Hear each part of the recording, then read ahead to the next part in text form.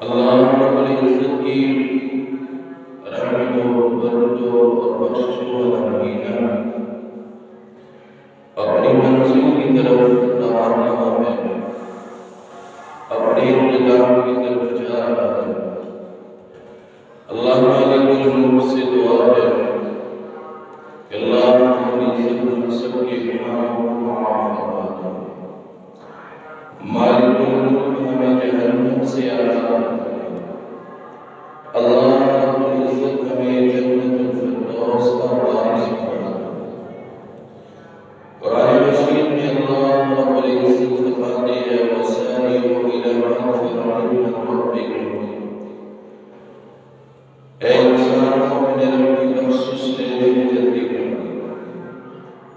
وَجَنَّةٍ عَرْضُهَا السَّمَاوَاتُ وَالْأَرْضُ، اور اس جنت کو لینے میں جلدی کر لو کہ جس کی چورائی زمین سے لے کر آسمان تک ہے۔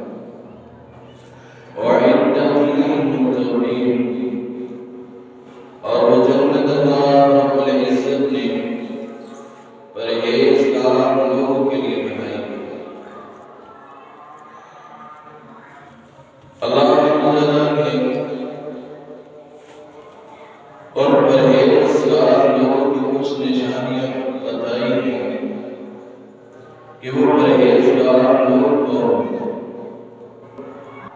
الذین ينفقون فی السراء والضراء، پرہیزگار لوگ وہ ہیں جو اللہ رب العزت کی راہ میں خوشحالی میں بھی خرچ کرتے ہیں اور تنگحالی میں بھی خرچ کرتے ہیں،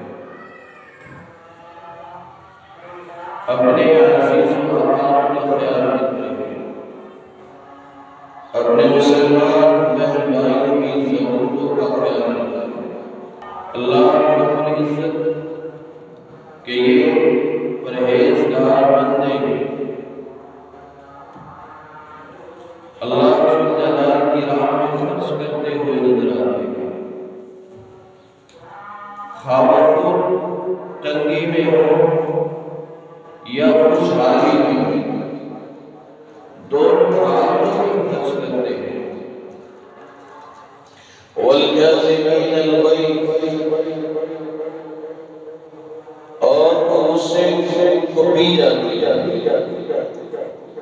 اور روزہ ہمیں سب سکھاتا ہے کہ ہاتھوں کو کیسے کنٹرول کرنا ہے، اپنے کانوں کو کیسے کنٹرول کرنا ہے، آنکھوں کی حفاظت کیسے کرنی ہے، وہ زبان جو چٹکھارے لگانے والی ہے اس کو کنٹرول کیسے کیا جا سکتا ہے۔ اس لیے روزہ تو ضبط سکھاتا ہے۔ اللہ جلال کہتا ہے کہ متقی ہی وہ ہے جو غصے کے وقت خود پر قابو پا لیتا ہے، غصے کو پی جاتا ہے۔ والعافین عن الناس، اور تیسری نشانی ان متقین کے پرہیزگار لوگوں کی یہ ہے کہ وہ لوگوں کو معاف کر دیتے ہیں۔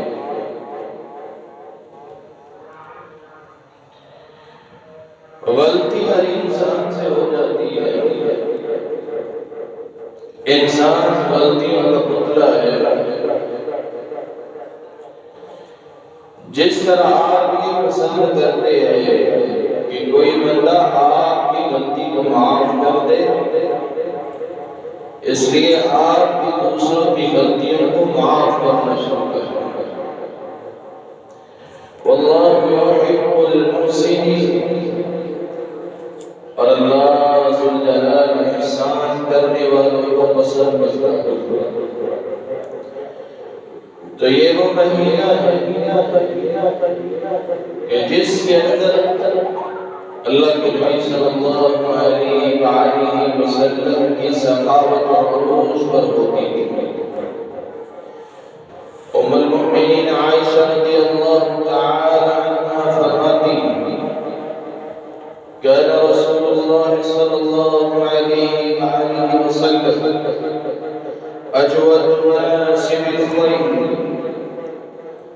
تمام مخلوق سے بڑھ کر اللہ کے نبی صلی اللہ علیہ وآلہ وسلم سخی تھے، تمام مخلوق سے بڑھ کر اللہ کے نبی صلی اللہ علیہ وآلہ وسلم سخاوت کرنے والے تھے۔ وكان أجود ما يكون في رمضان حين يلقاه جبريل، اور جب آپ کی سخاوت عروج پر ہوتی تھی رمضان المبارک کے اندر، جب جبریل آپ سے ملاقات کرتے تھے اس وقت آپ کی سخاوت عروج پر ہوتی تھی، اور جبریل ہر رات آپ سے ملاقات کرتے تھے۔ رات کے وقت جبرائیل آتے اور اللہ کے نبی صلی اللہ علیہ وآلہ وسلم آپ کے ساتھ قرآن مجید کا دور کیا کرتے تھے، اور جب یہ ملاقاتیں ہوتی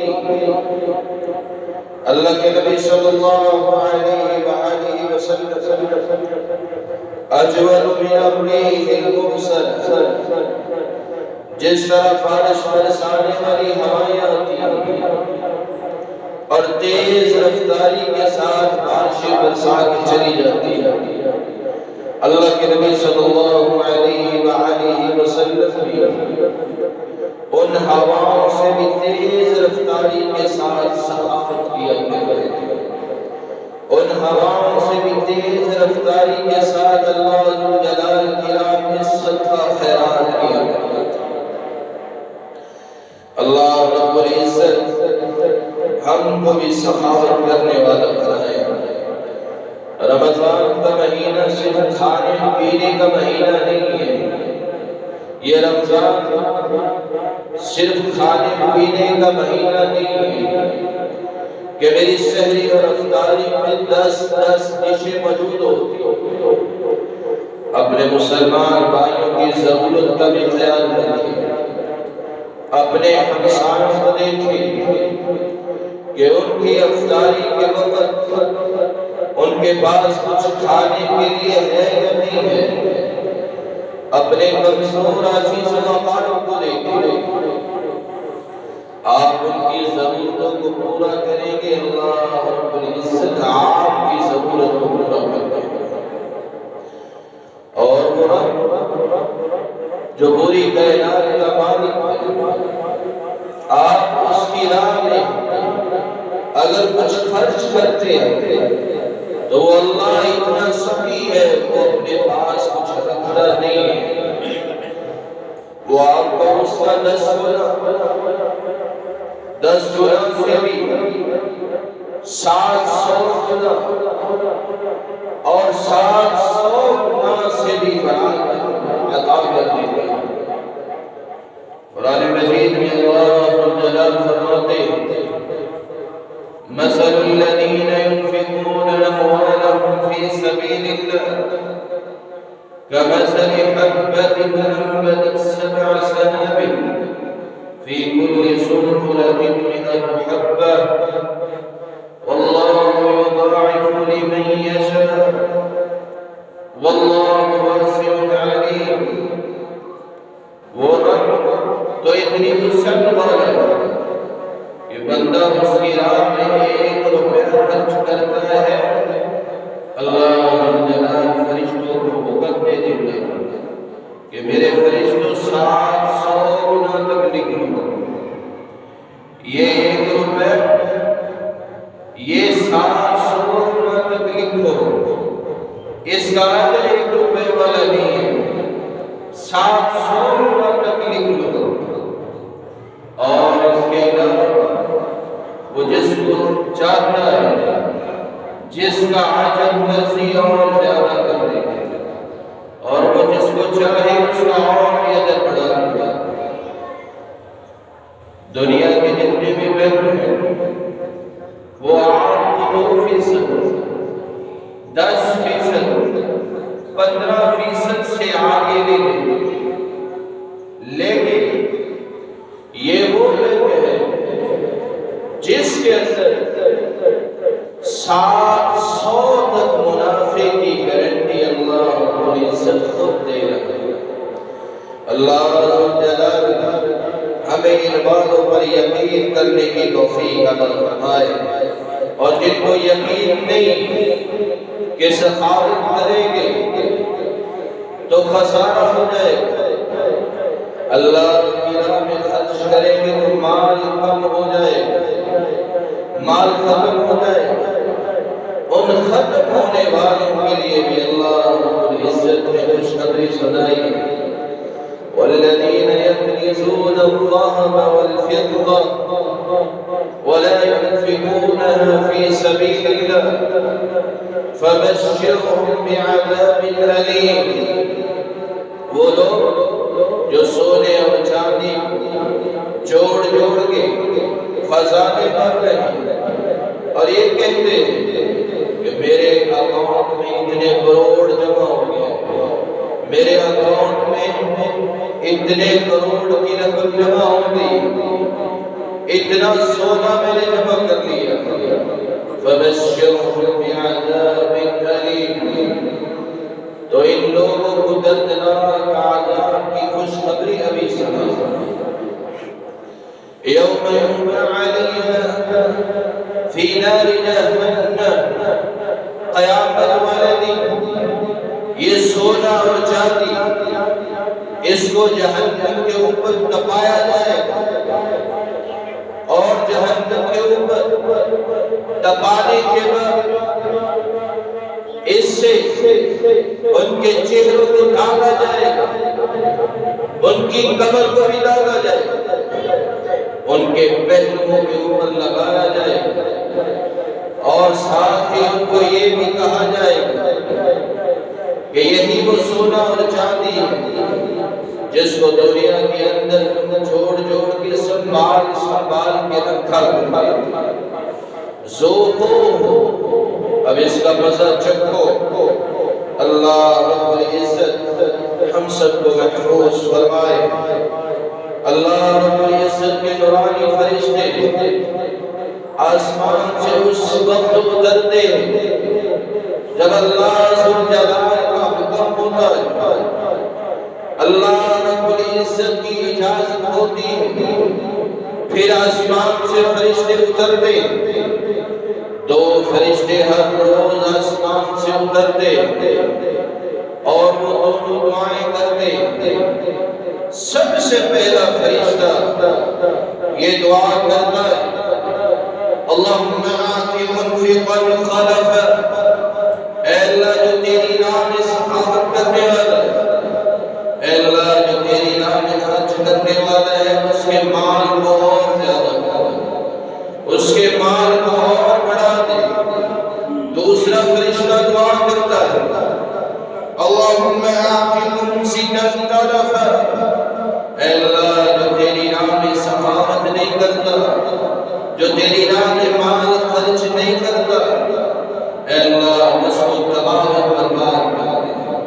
اللہ ذوالجلال ہمیں پہلے فرشتے کی دعا پانے والوں میں شامل فرما دے۔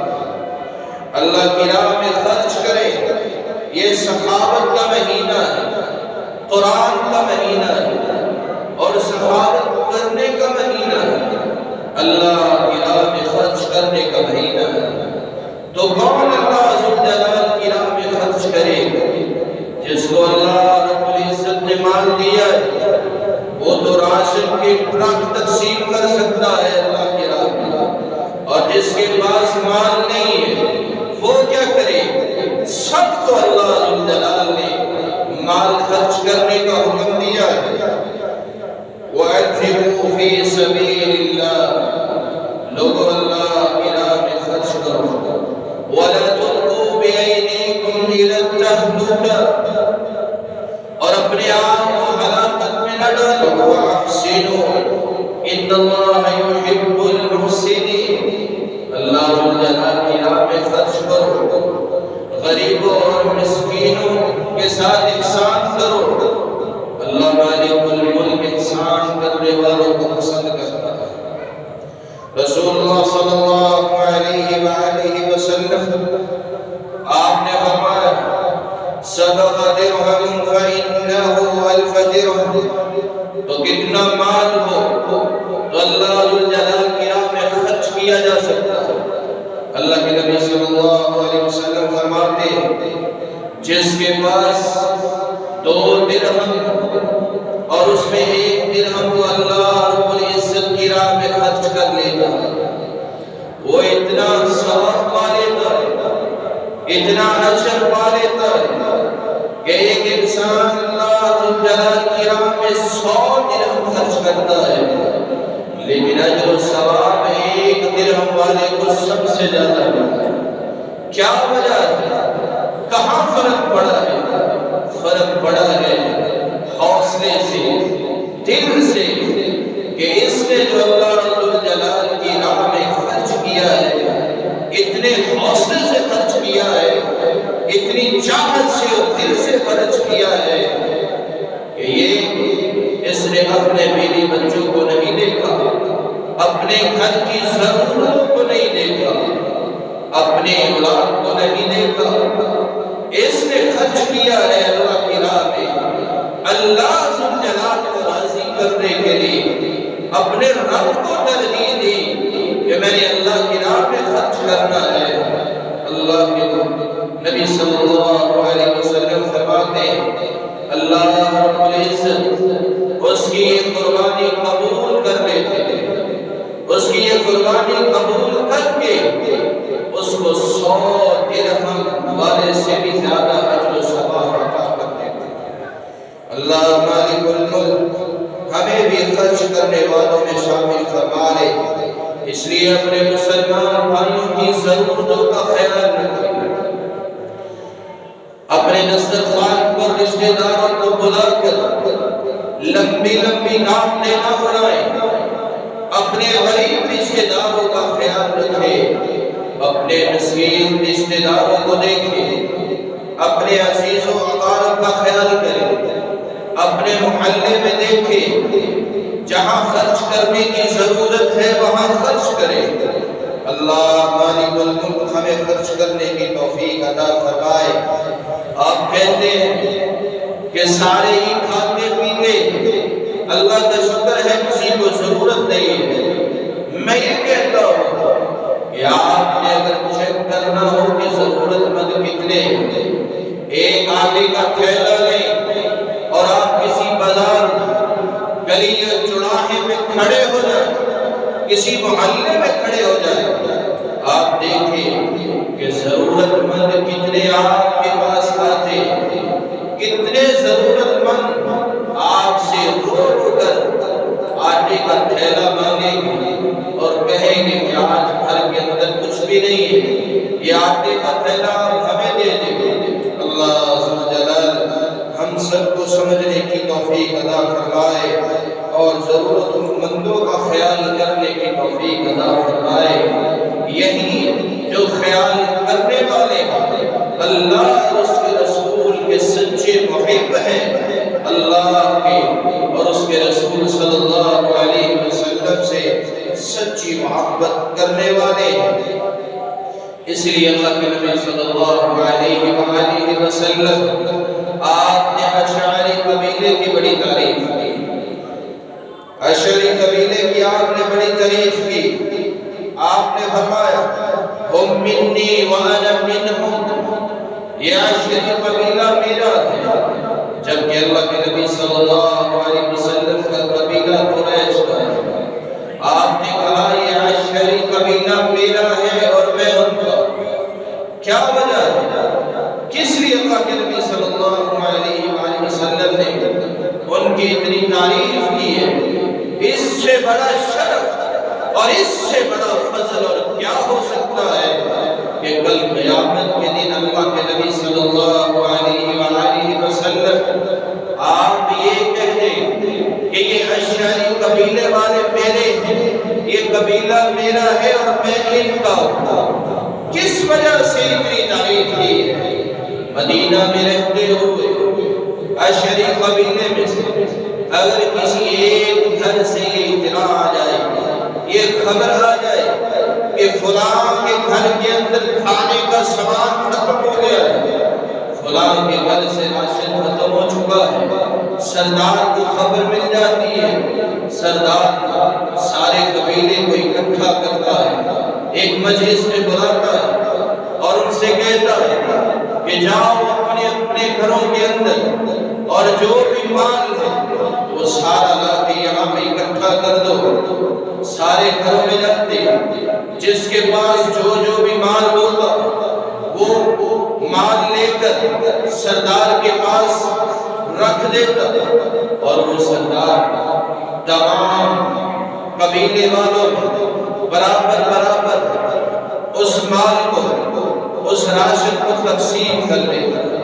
تو اللہ کے نبی صلی اللہ علیہ وآلہ وسلم آپ کو اشعری قبیلے والوں کی یہ عادت بڑی پسند تھی، ان کی یہ محبت، یہ الفت، یہ آپس میں اتفاق بڑا اچھا لگا، بڑا پیارا لگا۔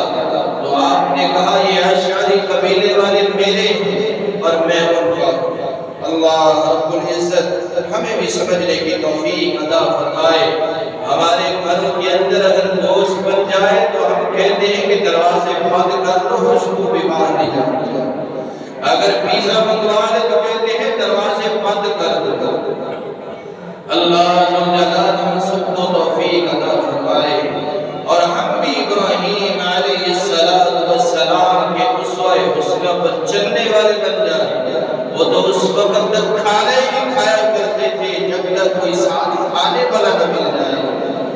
حضرت ابراہیم علیہ السلام اس وقت تک کھانا نہیں کھاتے تھے جب تک کوئی بھوکا مل نہیں جاتا۔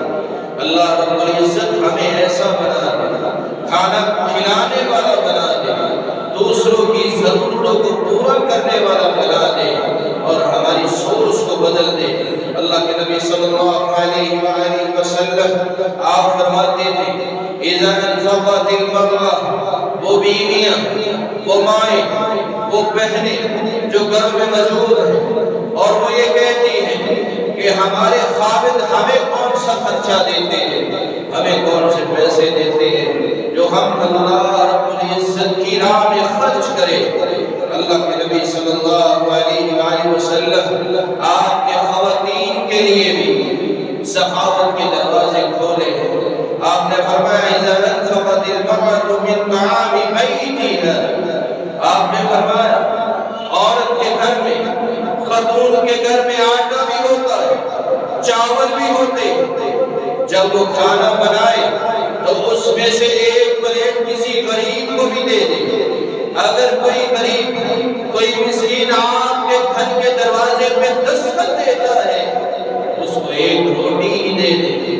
جو عورت اپنے گھر کے اناج میں سے اللہ کی راہ میں خرچ کرتی ہے، غیر مفسدہ، تباہی پھیرنے کا ارادہ نہ ہو، یہ نیت نہ ہو کہ ختم ہو گیا تو خامن سے کہیں گے اور لا دو، ختم ہو گیا، تباہی بچانے کی اس عورت کی نیت نہ ہو۔ اللہ کے نبی صلی اللہ علیہ وسلم فرماتے ہیں وہ عورت جو اللہ کی راہ میں گھر کے اناج میں سے خرچ کر دیتی ہے، اللہ کی راہ میں سخاوت کر دیتی ہے، اللہ کے نبی صلی اللہ علیہ وسلم آپ نے فرمایا وَلَهَا أَجْرُهَا، اللہ رب العزت اس عورت کو بھی پورا پورا اجر دے اور اس کے خامد کو جو کما کے گھر لایا ہے اس کو بھی پورا اجر دے۔ دونوں کے اجر میں سے کسی ایک دوسرے کے اجر میں کمی نہیں کی جائے، دونوں کو پورا پورا اجر دیا جائے۔ اللہ مالک الملک ہمیں اللہ ذوالجلال کی راہ میں سخاوت کرنے کی توفیق عطا فرمائے۔ بہترین صدقہ وہی ہے، اللہ کے نبی صلی اللہ علیہ وسلم فرماتے خیر صدقہ ما كان عن ظہر الغنى، بہترین صدقہ اس وقت ہے جب آپ کی جیب میں مال موجود ہو، آپ کی جیب میں اللہ ذوالجلال نے بھری ہے، آپ کے پاس اتنی استطاعت ہے کہ آپ اللہ کی راہ میں خرچ کر سکتے ہیں۔ بہترین صدقہ اس وقت ہے جب آپ کی جیب میں مال موجود ہے، الفقر وتأمل الغنى، اس وقت آپ کو یہ خطرہ بھی موجود ہوتا ہے، اس وقت آپ کو یہ بھی آپ کے دل کے اندر ڈر موجود ہوتا ہے، اس طرح کا ڈر موجود ہوتا ہے کہ اگر اللہ کی راہ میں سخاوت کی تو ختم ہو جائیں گے، اور لالچ بھی موجود ہوتا ہے جوڑنے کا کہ یہ جوڑ لیں، عید پہ کام آ جائیں گے، کسی شادی پہ کام آ جائیں گے، کسی فنکشن میں چلے جائیں وہاں پہ کام آ جائیں گے۔ اللہ کے نبی صلی اللہ علیہ وسلم فرماتے ہیں اس وقت انسان کو یہ دونوں لالچ موجود ہوتے ہیں، لیکن اگر انسان وہ لالچ نہ کرے اور اللہ کی راہ میں صدقہ کرتا ہے تو وہ بہترین صدقہ ہے۔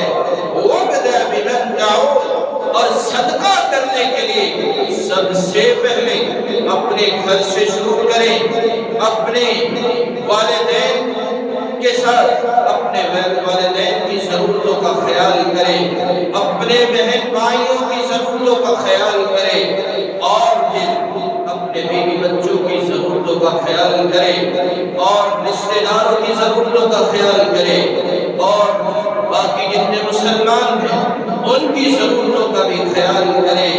اللہ جلال ہمیں صدقہ کرنے کی توفیق عطا فرمائے۔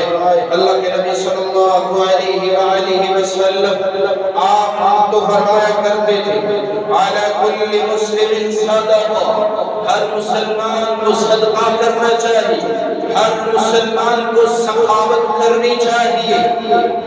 صحابہ کرام ہم سے زیادہ امیر نہیں تھے، وہ دور غربت کا دور تھا، ابتدائی اسلام میں شدید ترین غربت ہوا کرتی تھی، ابتدائی اسلام میں اتنا مال نہیں تھا۔ آج اللہ جلال نے ہمیں اتنا مال دیا، ہمارے پاس وسعت موجود ہے، اب اللہ کی راہ میں خرچ کریں۔ اللہ کے نبی صلی اللہ علیہ وسلم آپ کے صحابہ کہتے ہیں اللہ کے نبی فمن لم یجد، جس کے پاس کچھ بھی نہ ہو وہ اللہ کی راہ میں کیا خرچ کرے گا؟ اللہ کے نبی صلی اللہ علیہ وسلم فرماتے ہیں یعمل بیدی وینفق علی نفسی ویتصدق، آپ نے فرمایا جس کے پاس کچھ بھی نہیں ہے اس کو چاہیے کہ اپنے ہاتھوں سے مزدوری کرے، مزدوری کر کے وہ جو کمائے گا اس کمائی میں سے آدھا وہ اپنے اوپر خرچ کر لے اور آدھا اپنے بیوی بچوں کے لیے گھر میں لے جائے۔ اور صحابی پھر پوچھتا ہے اللہ کے نبی فَإِن لَمْ يَجِدْ، اگر مزدوری بھی نہ ملے تو پھر کیا کریں؟ آپ صلی اللہ علیہ وسلم فرماتے ہیں یعین ذا الحاجۃ الملہوف، اگر مزدوری بھی نہ ملے تو پھر کسی مظلوم کی حاجت کو پورا کر دو، کسی مظلوم کے ساتھ اس کو ظلم سے بچا دے، تو یہ بھی آپ کے لیے صدقہ ہے، یہ بھی آپ کے لیے سخاوت ہے۔ اللہ فَإِن لَمْ يَجِدْ، آپ بھی کہتے ہیں اللہ کے نبی اور اگر کوئی مظلوم بھی نہ ملے تو پھر کیا کرے؟ آپ صلی اللہ علیہ وسلم آپ نے فرمایا فَلْيَعْمَلْ بِالْمَعْرُوفِ وَلْيُمْسِكْ عَنِ الشَّرِّ فَإِنَّهَا لَهُ صَدَقَةٌ، اگر مظلوم بھی نہ ملے تو پھر تم نیکی کا حکم کرتے رہو اور خود بھی برائی سے رک جاؤ، تو یہ بھی تمہارے لیے صدقہ ہے۔ اللہ مالک الملک ہمیں سخاوت کرنے کی توفیق عطا فرمائے۔ تو رمضان کے اندر اگر آپ فلمیں دیکھنے سے باز آ جائیں تو یہ بھی آپ کے لیے صدقہ ہے، اگر رمضان کے اندر آپ ڈرامے دیکھنے بند کر دیں تو یہ بھی آپ کے لیے صدقہ ہے، اور اگر آپ جوئے شراب کھانے بند کر دیں تو یہ بھی آپ کے لیے صدقہ ہے، لوڈو کھیلنا آپ چھوڑ دیں تو یہ بھی آپ کے لیے صدقہ ہے۔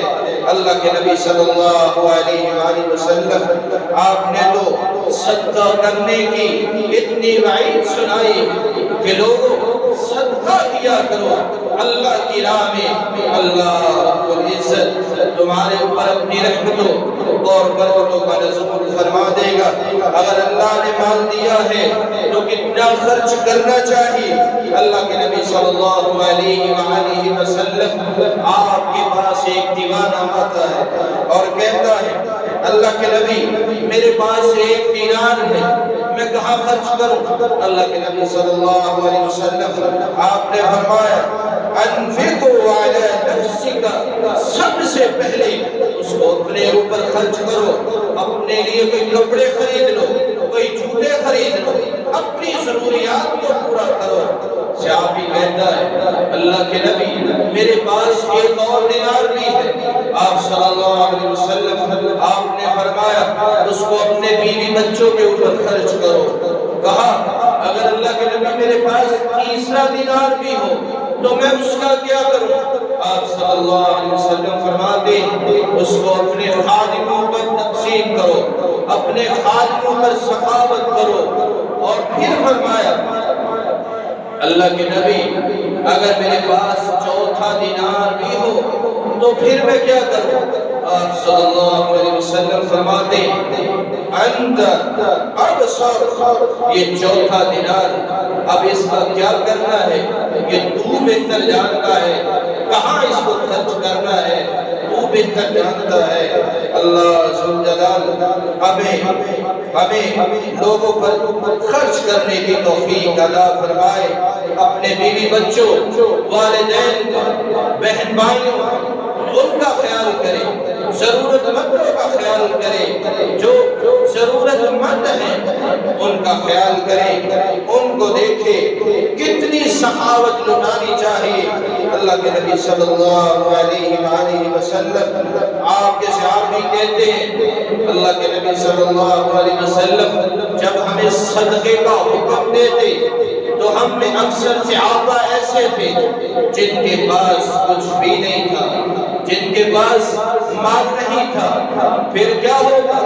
ہم بازاروں میں جاتے، مزدوری کرتے، سامان اٹھاتے، مزدوری کرتے اور کما کے گھر میں لاتے، تو کتنا کما کے گھر میں لاتے تھے، کتنی مزدوری ملتی تھی۔ اللہ کے نبی صلی اللہ علیہ وسلم اس دور کے اندر مزدوری ملتی تھی 600 گرام چاول دیا کرتے تھے، تقریباً آدھا کلو سے اوپر تھوڑے سے آدھا کلو تک وہ چاول ایک مزدوری تھی۔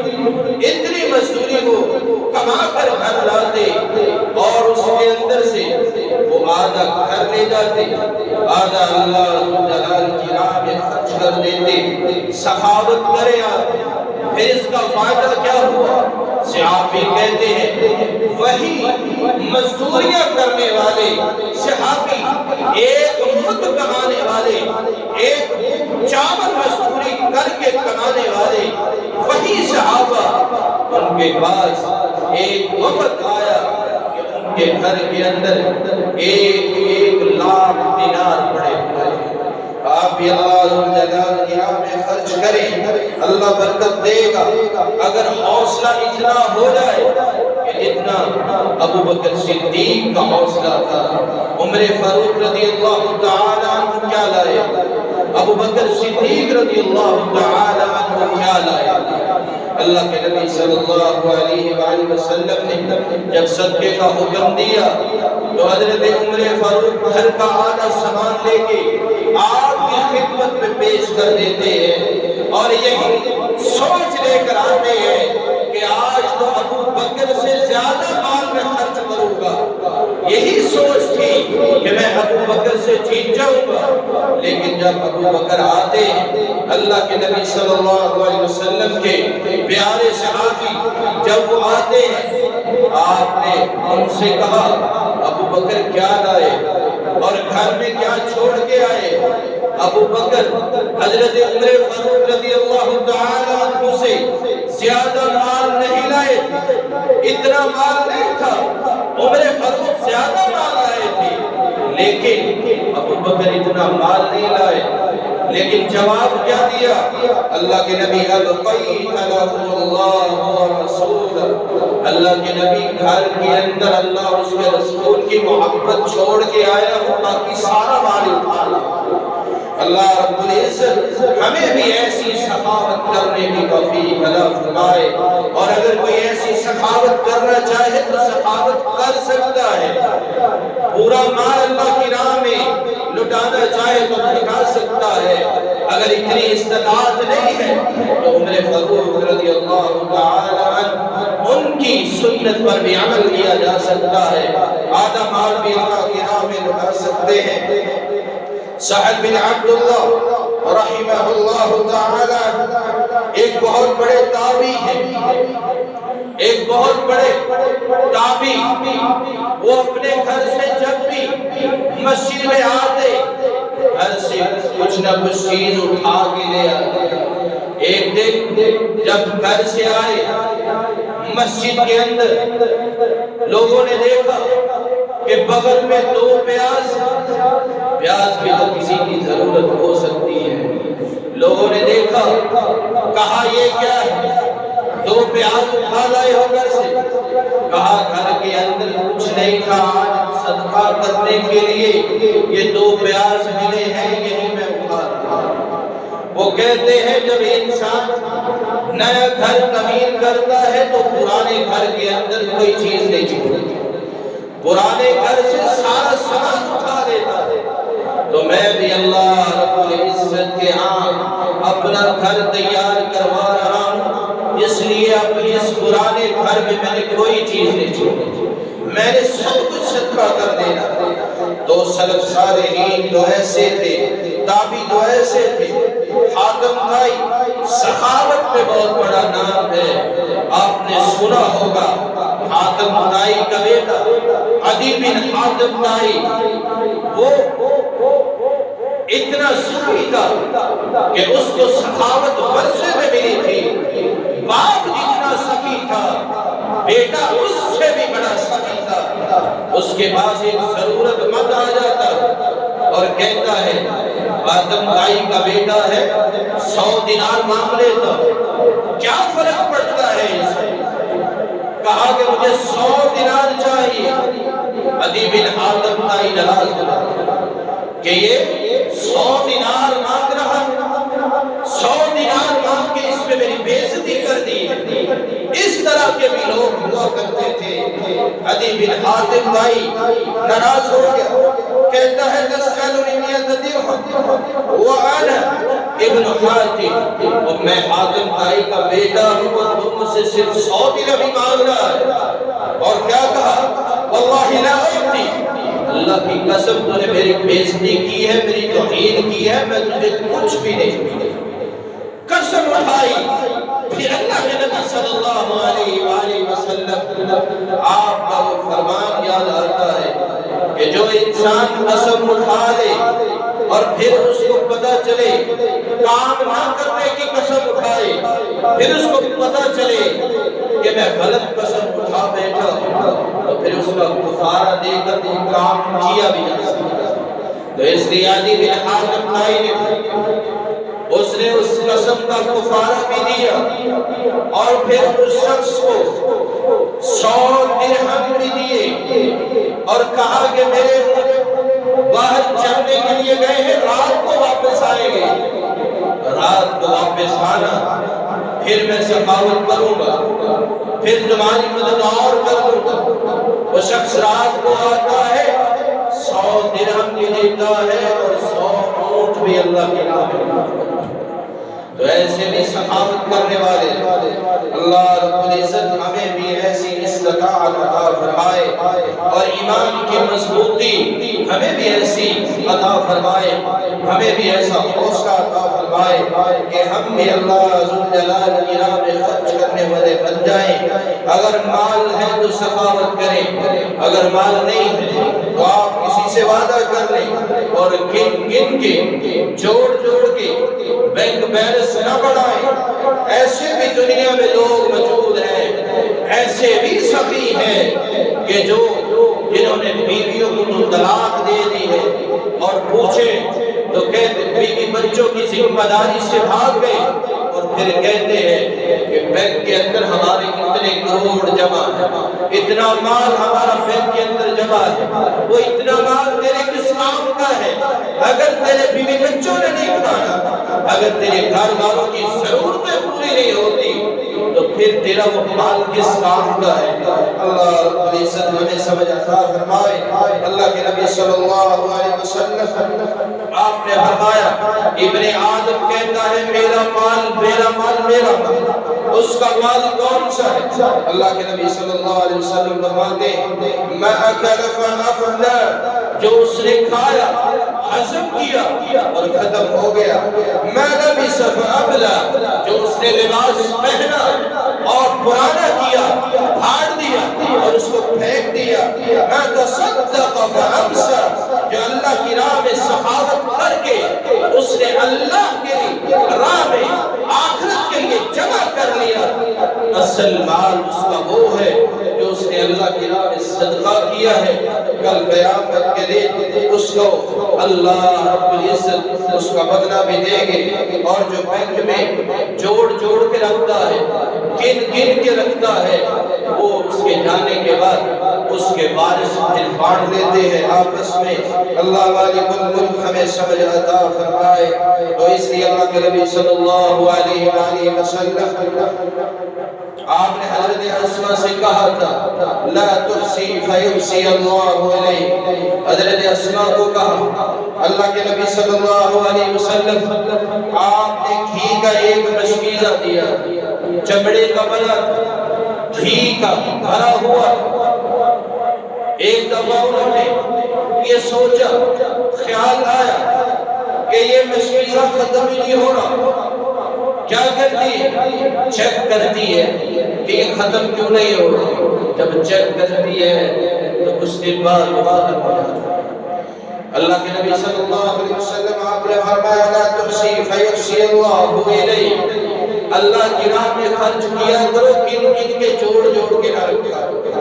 اللہ ذوالجلال ہمیں سمجھنے کی توفیق عطا فرمائے۔ اللہ کی راہ میں بانٹے، کتنا بانٹنا چاہیے؟ جو شخص یہ سمجھتا ہے کہ صدقہ کرنے سے مال کم ہو جائے، صدقہ کرنے سے خسارہ ہو جائے، اس کو اللہ کے نبی صلی اللہ علیہ وآلہ وسلم کے اس فرمان پر بھی یقین کر لینا چاہیے۔ ما نقص الصدقة من مال، جو بندہ اللہ ذوالجلال کی راہ میں سخاوت کرتا ہے، اللہ کی راہ میں صدقہ کرتا ہے، اس کا مال کم نہیں ہوتا، اللہ ذوالجلال اس کے مال کو اور بڑھا دیتے۔ یہ تو آپ نے سنا کہ کس طرح صدقہ کرنا چاہیے، ضرورت مندوں کا خیال کرنا چاہیے، رشتہ داروں کا خیال کرنا چاہیے، اور جہاں ضرورت ہے وہاں خرچ کرنا چاہیے۔ اللہ مالک الملک ہمیں سمجھنے کی توفیق عطا فرمائے۔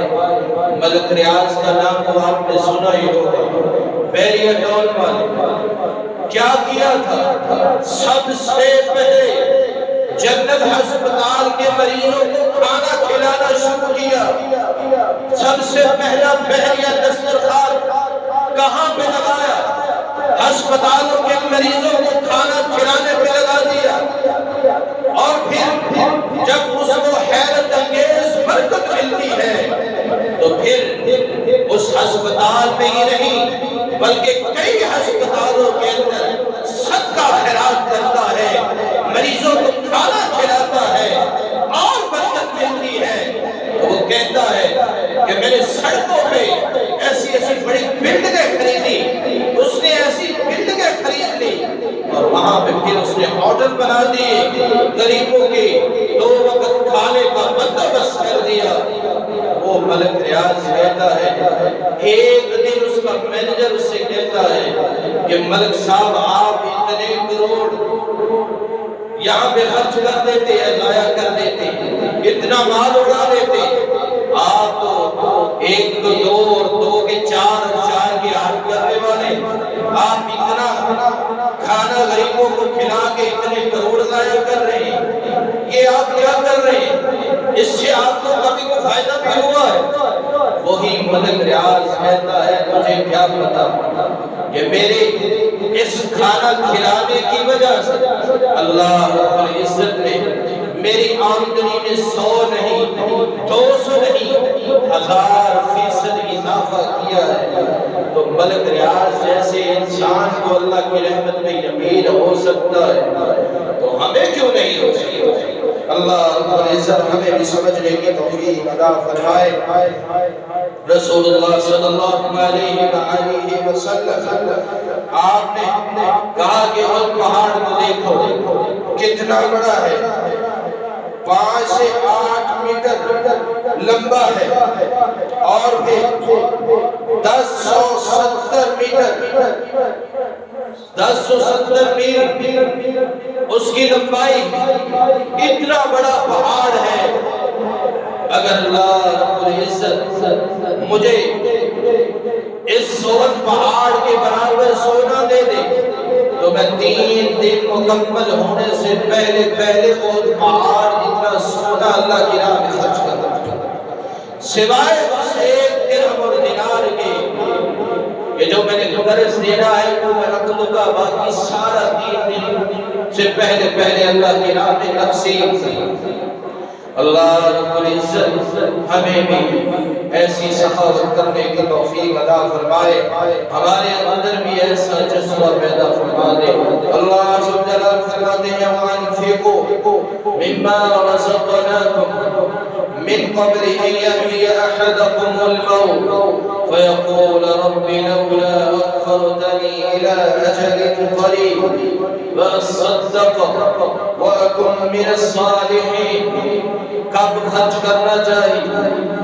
اس وقت سے پہلے اللہ سب جلال کی راہ میں خرچ کرنا، وہ وقت آنے سے پہلے اللہ کی راہ میں صدقہ خیرات کر دو کہ جب فرشتے آ جائیں، موت کے فرشتے جب دروازے پہ ہوں اور آپ یہ کہیں کہ میں نے اتنا مال جمع کر لیا، میرے پاس اتنے خزانے، اتنا سونا چاندی میں نے سنبھال کے رکھا ہے، وہ اللہ کی راہ میں خرچ کر۔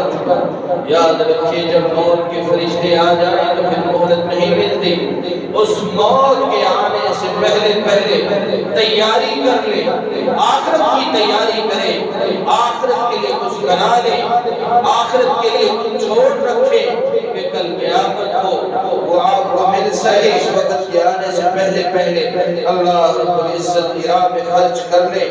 خرچ کرتے وقت احسان مت جتلایا کریں، جب آپ اللہ کی راہ میں خرچ کرتے ہیں تو کسی کو بتائیں نہ کہ میں نے اتنا مال دیا۔ اللہ جل فرماتے ہیں یا ایھا الذین آمنوا لا تبطلوا صدقاتکم بالمن والأذى۔ اے ایمان والو جو اللہ جلال کی راہ میں صدقہ کرتے ہو، دوسروں کو احسان نہ جتلایا، کسی کو مال دے کر پھر احسان نہ جتلایا کرو کہ میں نے تجھے پچھلے سال بھی اتنا مال دیا، میں نے کچھ دن پہلے بھی تجھے دیا تھا تو پھر لے آ گیا۔ اس طرح احسان نہ جتلائیں، اپنے مالوں کو ضائع نہ کریں، اپنے صدقات و زکات کو ضائع نہ کریں۔ لا تبطلوا صدقاتکم بالمن والأذى۔ اس طرح باطل طریقے سے کسی کو برا کہہ کے اپنی زکات کو برباد نہ کریں۔ اللہ رب العزت ہمیں سمجھ عطا فرمائے اور لوگوں کے اوپر خرچ کرنے کی بھی توفیق عطا فرمائے۔